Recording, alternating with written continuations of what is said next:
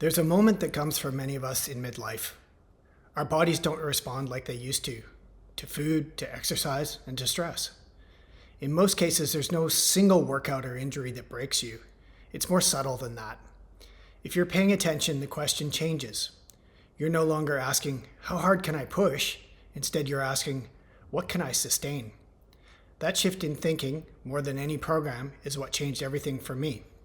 I'm Sandy, and I'm currently 56 years old. And well past 50 is about aging with intention, without extremes, gimmicks, or borrowed certainty.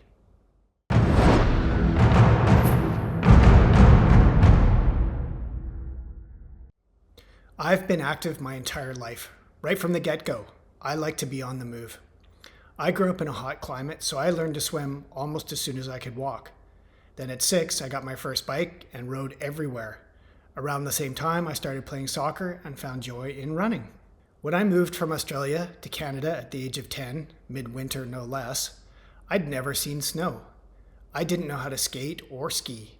I didn't know how to say toboggan, let alone sit on one. So I found the pool. I just had to get used to the artificial light and having a roof over my head. By the time I was a teenager, endurance and exercise volume were already shaping my identity. For 14 years, I trained relentlessly in the pool, lap after lap, mile after mile. The older I got, the more volume I added. In the 80s, the message was simple: more is better. Pain meant progress. I even had a no pain, no gain poster on my wall. And recovery, well, that was optional. I didn't question it. I embodied it because I was young. I didn't know any better. Plus, it was how everyone trained. In my 20s, that mentality carried me into triathlon. Every distance from short sprints all the way to Ironman.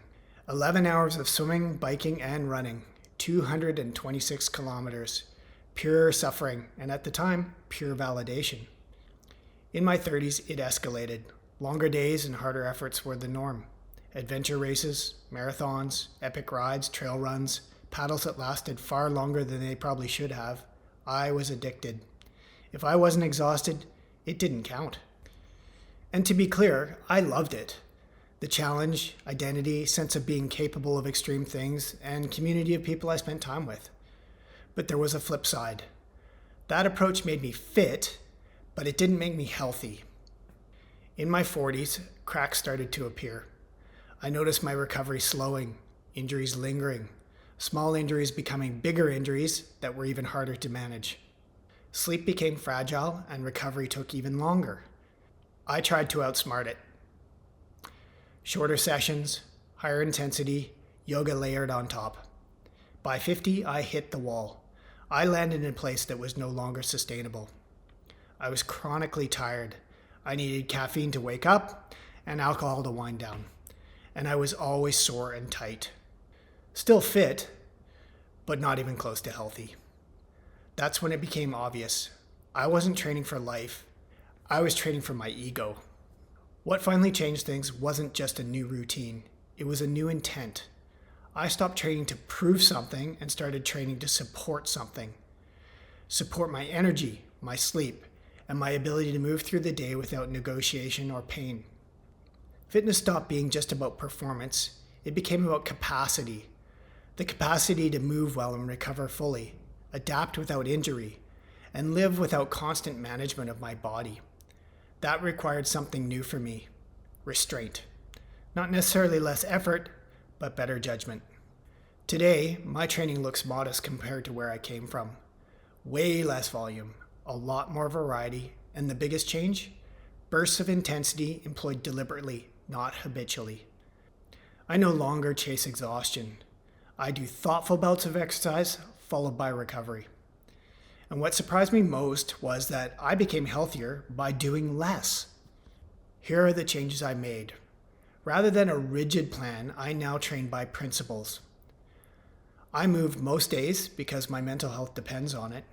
I train hard occasionally, not constantly.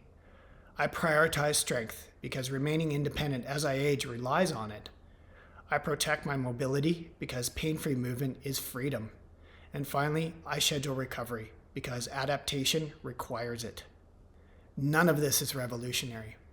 What's different is respecting and sticking to these principles. This brings me to one of my biggest surprises. If there's one practice I'll defend relentlessly, it's walking. Regular walking has had some incredible benefits. Walking restores rhythm to my body and even the structure of my day.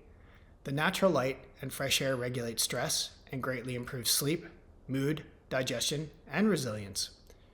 It's also one of the most likely things people avoid or cut because it doesn't feel impressive, and I think that's a mistake. I no longer think walking is a downgrade. I now see it as a foundation. I don't train for medals, times, or validation anymore.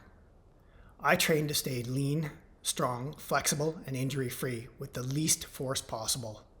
I still want to enjoy my workouts, but more importantly, I want to enjoy everything outside of them. I don't want to hobble around exhausted and injured.